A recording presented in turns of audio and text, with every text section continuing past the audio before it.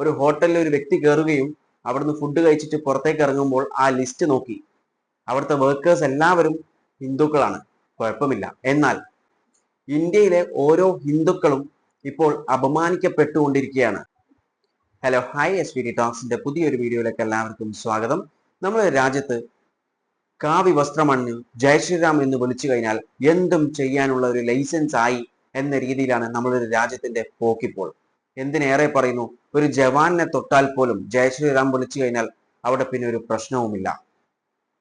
ഈ അടുത്ത കഴിഞ്ഞ ദിവസം നടന്ന ഒരു സംഭവമാണ്. ഉത്തർപ്രദേശിലായിരുന്നു നടന്നത്. ഒരു CRPF ഉദ്യോഗസ്ഥനെ മർദ്ദിക്കുന്ന ദൃശ്യങ്ങൾ ഇപ്പോൾ എല്ലാ മീഡിയ പ്ലാറ്റ്ഫോമിലും ഇപ്പോൾ വൈറലാണ്. കണ്ടു നോക്കും.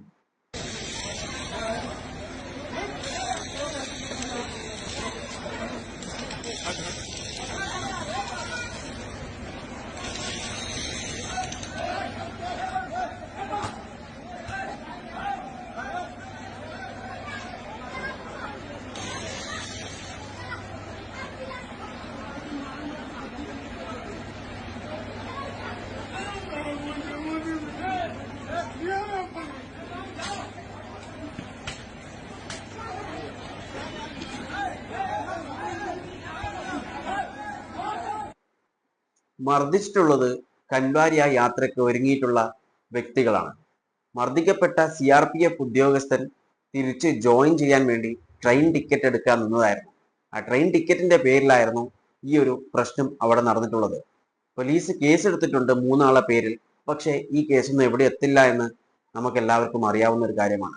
കുറച്ച് നാളുകളായി കാണുന്ന ഒരു ട്രെൻഡാണ് ഹിന്ദുക്കളുടെ എന്തൊരു ഫെസ്റ്റിവൽ ഉണ്ടായാലും അവിടെ ഒരു പ്രശ്നം ഉണ്ടാക്കുക എന്നുള്ളത്.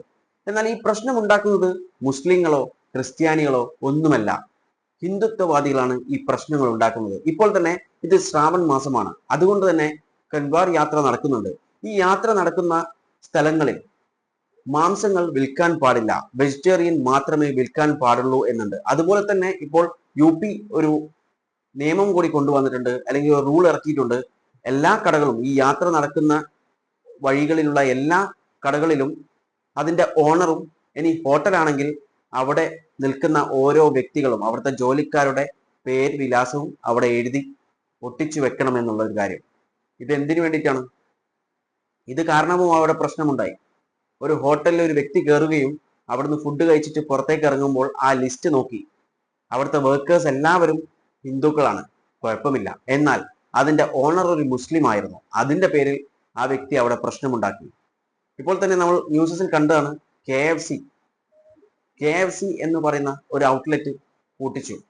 എന്താ കാരണം? അവിടെ മാംസം വിൽക്കുന്നത് കൊണ്ട്. കണ്ടു നോക്കാം.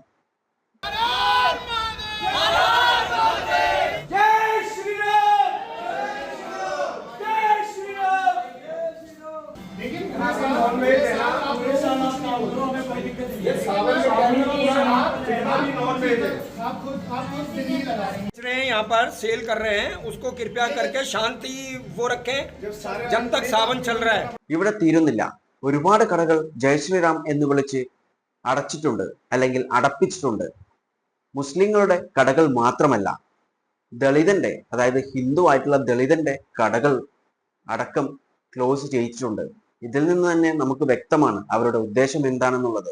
ജയ് ശ്രീറാം എന്ന് പറയുന്നത് ഒരു പുണ്യമായിട്ടുള്ള ഒരു കാര്യമാണ്. എന്നാൽ ആ ഒരു കാര്യത്തെ ഇപ്പോൾ നമ്മൾ കേൾക്കുന്നത് പലതരം പ്രശ്നങ്ങൾ ഉണ്ടാക്കുമ്പോൾ മാത്രമാണ് ഈ ഒരു കാര്യം, അതായത് ജയ് ശ്രീറാം എന്നൊരു കാര്യം ഇപ്പോൾ കേൾക്കുന്നത്. 2014 മുൻപും ഈ ശ്രാവൺ മാസവും കൻവാർ യാത്രയൊക്കെ നടന്നിട്ടുണ്ടായിരുന്നു. പക്ഷേ അപ്പോഴൊന്നും ഇങ്ങനെ പ്രശ്നങ്ങൾ ഉണ്ടായിരുന്നില്ല. എന്നാൽ 2014 ശേഷമാണ് ഇങ്ങനെയുള്ള പ്രശ്നങ്ങളൊക്കെ വരാൻ തുടങ്ങിയിട്ടുള്ളത്. ഇന്ത്യയിലെ ഓരോ ഹിന്ദുക്കളും ഇപ്പോൾ അപമാനിക്കപ്പെട്ടുകൊണ്ടിരിക്കുകയാണ് ഈ ഹിന്ദുത്വവാദികൾ കാരണം.